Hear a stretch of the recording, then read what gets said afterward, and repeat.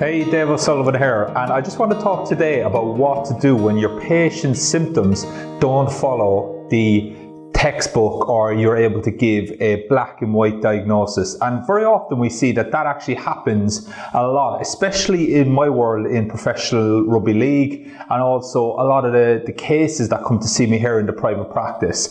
And the first thing I want to say is it's absolutely fine if somebody's symptoms don't fit into a textbook. That's absolutely normal, okay? And we know already that two people will react very, very differently to pain, okay? So just because there's a pain experience or someone may present with a pathology that you've seen before, no two people will react the same. The intensity of the pain, where they feel it even, it may be slightly different. So that's the first thing, that it's absolutely okay. So what do you do with this patient, okay? Now, the first thing we need to understand is there any other tripwires, as I like to call them, at play, okay? Because very, very often what you're going to see with a musculoskeletal assessment is it's being influenced by other systems of the body, okay? So if someone's respiratory system is quite sensitized, their heart rate's quite high, okay, and they're in what we'd call fight or flight, okay, or extreme sympathetic dominance,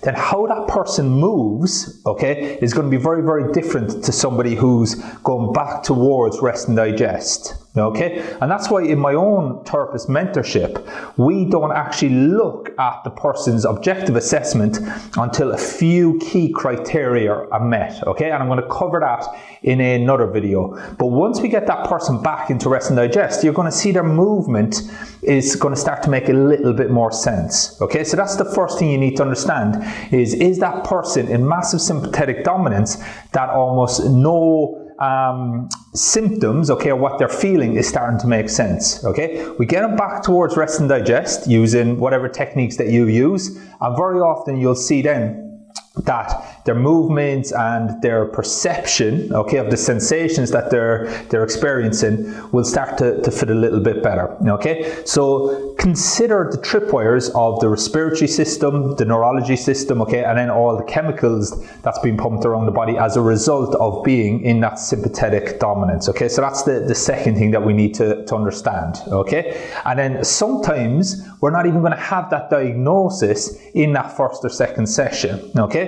Now, that could be quite scary for a therapist to know, because you assume, okay, that the patient wants a diagnosis. Okay, well, I can tell you from years of working in pro sport and private practice, I can't actually remember the last time a patient pressed me for a diagnosis, okay? Because when we explain the problem, okay, or what we think is causing the problem, we're so focused on the solution, okay, that the diagnosis doesn't even come into it, okay? So once you focus your patient's attention on where they want to get to, that diagnosis becomes very, very irrelevant very, very quickly, okay? And the harsh reality is we don't even know if we're being accurate with applying these diagnoses in the first place, okay? So that's the last point I want to make is don't worry.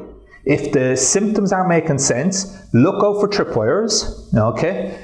Get that person back into rest and digest, retest, and you'll be pleasantly surprised, I think, okay? And the last thing is when you're explaining what you think is the true stressor and what's causing these adaptations by the nervous system, okay, and what's causing maybe excessive stress to be on one part of the body, once you tell them and you focus their attention on how to solve this, then I think you'll be very, very pleasantly surprised that patient isn't going to push you too hard for a diagnosis or a label, okay? Because people don't really care about labels, okay?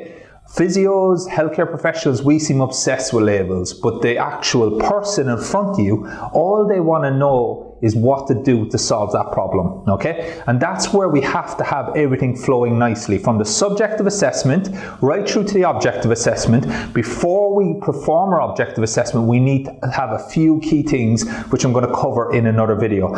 Once we get a true reflection then of the motor adaptations, we explain to the patient, okay, the explanation being a key thing here, then very often that diagnosis, it becomes irrelevant. Now, please take this, obviously, with a pinch of salt in terms of red flags. You have to rule out red flags, okay? That should go without saying. But in terms of a musculoskeletal diagnosis, okay, very, very often the patient doesn't care, okay? And that can be very, very liberating for the therapist, Okay, so the next time you're there and you see that person in front of you and the symptoms aren't making sense, I want you to think tripwires, okay? I want you to think about getting that person away from that sympathetic dominance back into rest and digest, and I want you to think about your explanation, okay? So I want you to think about what you need to do in order to undo these adaptations. And as always, if you can pick the true stressor related to the subjective assessment, then you're going to see some very, very quick changes very, very easily.